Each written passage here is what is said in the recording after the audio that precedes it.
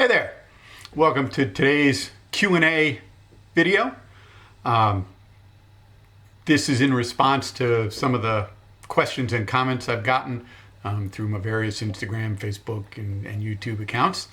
And today I want to talk a little bit about taking better pictures. I've been photographing fire scenes, fire apparatus, and firefighters for a couple of years now. I think my photos have gotten better, and based on some of the comments I got, some of you think the photos have gotten better too. So I always appreciate when someone compliments me on a photo or says something, it's a nice picture. And then sort of the follow-up is people periodically ask, are there any things I can do to improve mine? Or do you have any tips or tricks, if you will? And yeah, I do. So what I want to talk about in this video is simply taking better pictures. Battalion 2, Engines, 11, 27, 7, and 22, Investigator 1, Ladder 27, and Safety 1, House Fire, CO1 Maple Street, Army, Echo, Battalion 2, Engines, 11, 27. This video isn't going to be specific to any type of camera or anything like that, and in fact not even any style of camera. These are really basic photography tips for getting better photos, typically for social media, but also if you just want to print them out or display them or on your own. So it's pretty straightforward. It would apply to you taking photos with your iPhone or with a $5,000 Sony camera. It really makes no difference. These are just some of the basics, some photography basics that will make your pictures, I think, a little bit better. So when it comes to improving your pictures, a couple of things or a couple of suggestions I have, but the first thing I tell everyone is use the internet. There is a ton of tutorials and websites that talk about taking good photographs. I'm certainly not the expert. Listen to as many people as you can. YouTube has become a great source. You can find everything from reviews on camera equipment to creating or doing specialized techniques to improve your photography. So again, it's there. That would be the first place I would point you, is use that. Now, admittedly, once you start doing research, you can go down a lot of rabbit holes, and this can get pretty overwhelming pretty quick. So let me leave you with a couple of simple, easy tips to get you going on taking better pictures. First, consider the light. Taking good pictures is all about the light. That should be your primary focus when you're out deciding how you're going to take pictures. Ideally, or maybe most simply, you want sunlight shining on your subject, which means it will be behind your back. You can certainly take pictures of people or apparatus with the sun behind them, but that might create some challenges in that you're overexposing your background and you may be underexposing your subject. For a single photograph, the most common way to photograph fire apparatus or vehicles is using the 3/4 shot. That means your photograph will capture the front and typically the driver's side of the vehicle. If you're in a position where you can have the vehicle or apparatus pose, that means you want the driver to position that vehicle so that the sun is about at his 10 o'clock. While that standard shot is certainly a good shot and popular, you'll see it all over the place, I like to be a little more creative, and I would suggest that you try and be a little more creative also. That means taking photographs of your apparatus or your people at different angles and from different perspectives, and also try taking photographs at different heights. I'm also a fan of trying to photograph fire apparatus and firefighters in a more realistic environment, which means catching them at scenes. That may allow you to capture some more interesting and compelling photographs.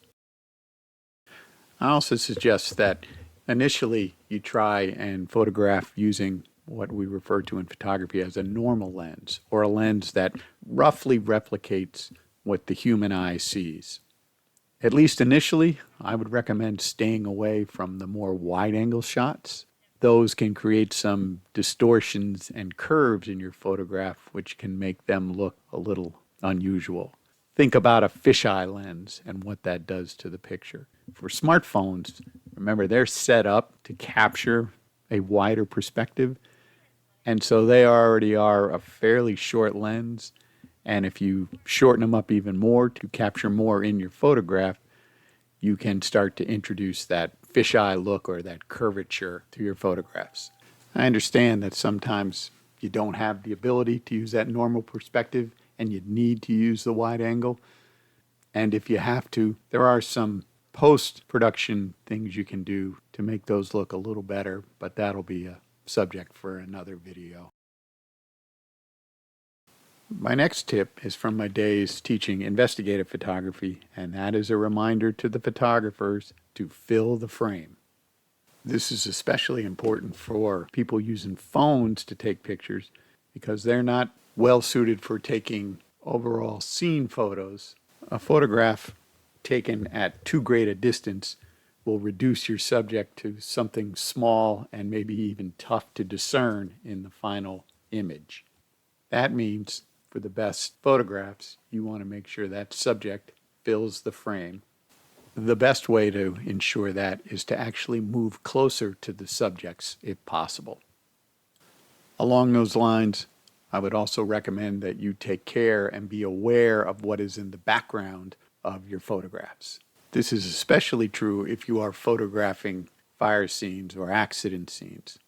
I strongly recommend not photographing civilians and especially victims and then posting those photos online without their permission. I have found it easier just to make sure that I'm not accidentally including citizens in the photographs, if at all possible. But even in a more controlled environment, you want to make sure there's nothing distracting or unusual in the background of your photographs. This includes things like shadows. A shadow across your subject can be very distracting and ruin an otherwise really good photograph.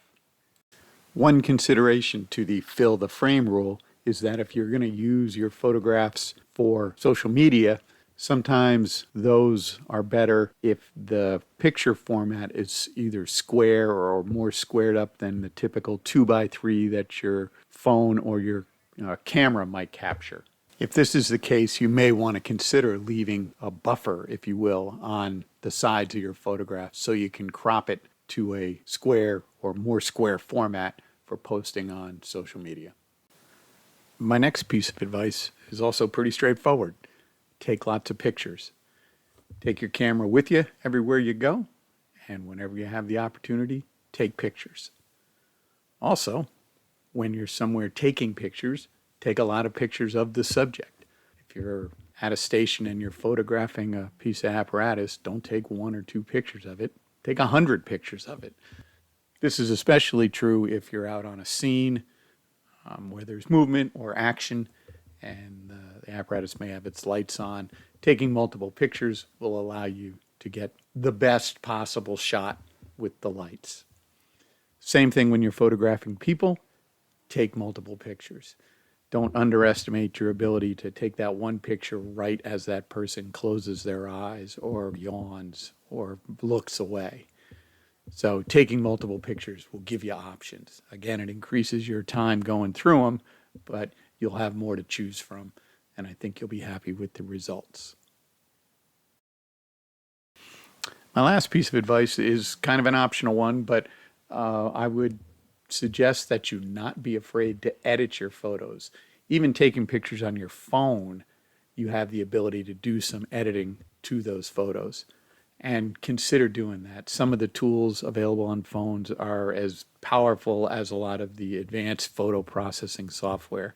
So you can do things like change the exposure, bring up the contrast, bring out shadows, reduced overexposed areas. So don't be afraid to play around with that and make your photo look as good as you can without making it look over processed.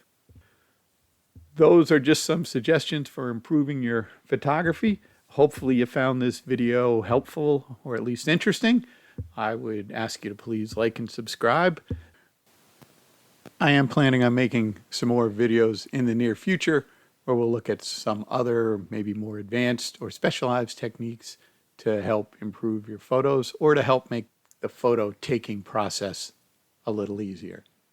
And I would ask that if you have any specific questions or issues or challenges you're trying to deal with, please feel free to leave your question in the comments below and I will address them individually. And if there's enough interest, I can even make a video on that. Thanks again and see you soon.